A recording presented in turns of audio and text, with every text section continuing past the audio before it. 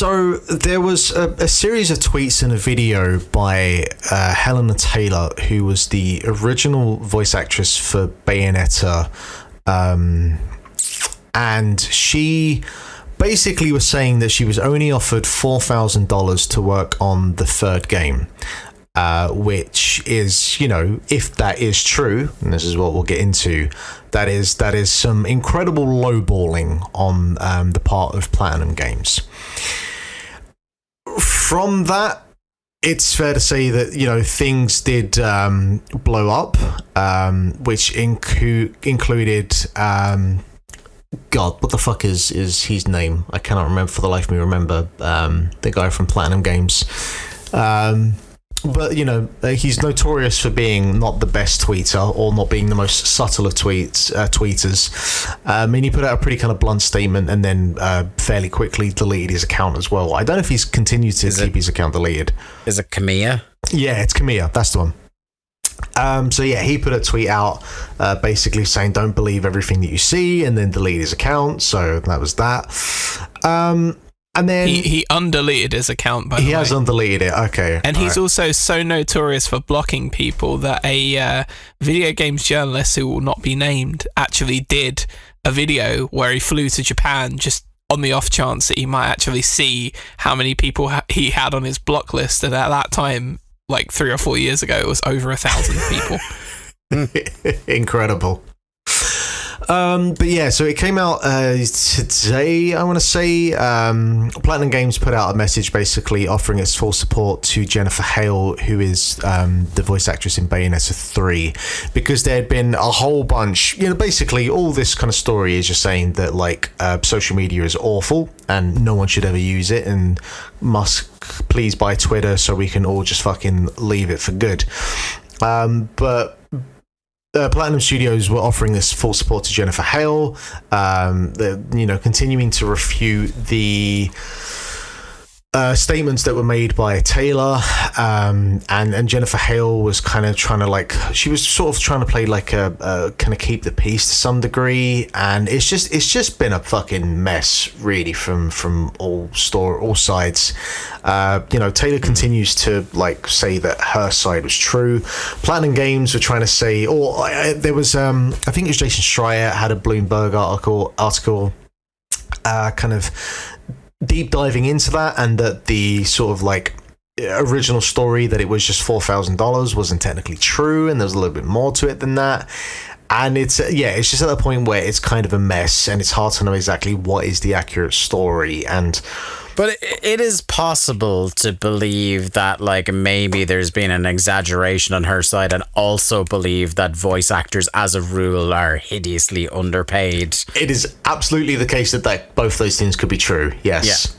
Yeah. I think that's where I fall down on it, as yes, maybe this is, we won't quite get to the truth of the they said, she said, situation here, but I think regardless of which compensation package you believe that she was offered, I think it's safe to say that voice actors are underappreciated by the medium, and definitely should be paid more upfront, and should be paid more, or in some cases any at all, in terms of royalties when a game is massive. Because we've haven't we before, Mark, on the show talked about voice actors who are not only did I make fuck all up front, but when this game went on to be a massive unprecedented success, I didn't see penny one. Yeah, I don't know what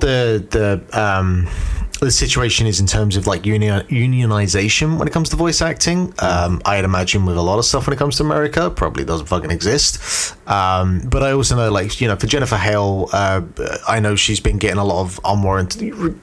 She's probably the one person out of all of this is why the fuck is anyone having a go at her? She was given this opportunity, she took it. Why throw abuse in her direction? It was it's kind of when.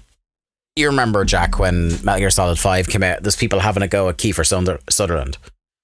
But it's yeah. he just took a job. It's not his fault that fucking Konami just fucking dropped the leg on David Hayter. Yeah, it's bizarre. It's so if they're not going to pay the original voice actress, does that mean no one else is allowed to take the job at all in any way, shape or form. It just seems crazy. Like, you would only have one person be able to do it, and if that, then no one else agrees, and like everybody has to know that as a rule.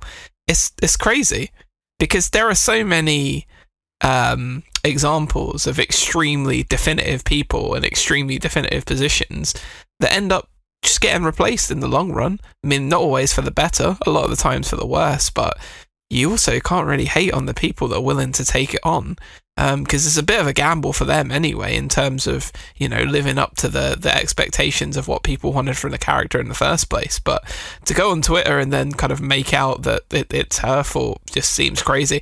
I don't think there's, with the exception of Jennifer Hale, I don't think there's a single person that comes out of this with even the slightest shred of dignity.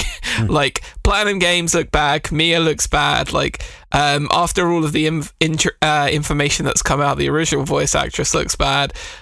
Jason Schreier, maybe for bringing all of this out and starting all this conversation, maybe doesn't look great either. Yeah, it's all the discourse that's surrounded it from people on Twitter who are getting annoyed in different directions. It kind of makes them all look bad as well. I just don't know. It's kind of one of those stories where I just kind of want it to go away at this point. Yeah, it has been the capital D discourse of the week, hasn't it? Yeah, it has go away heat for me now. Yeah, because like the other thing with it as well is everyone now sort of saying like, oh, you should boycott Bayonetta 3, and it's like, I don't know exactly what you expect to achieve with that, partially on the fact that the complete and whole accuracy of this story, I wouldn't exactly say is like concrete to any degree. So yeah. You know, like the two kind of big boycott discourse games that we've seen doing the rounds over the last couple of months has been this, and obviously the Hogwarts game, and and as well, we had a little bit of it with the ZAUM thing, where people that's true. Before it officially exists, saying that we should boycott the Disco Elysium sequel. Yeah, because like, you know, people talk about if you do boycott it, you only harm the people that have made those games, and like how much of that is true, and how much of it, you know, when you come to like down to royalties and how the sale of the game does, how much that can play like work into people's bonuses and that kind of nonsense. And I think I particularly agree with it when it comes to the Hogwarts game, because it's like, yes, like you deciding not to buy that game doesn't hurt J.K. Rowling one jot. I'm sure her whatever compensation she's getting was locked in when the IP was given over to make this game. Like, she unfortunately she is going to be fine financially.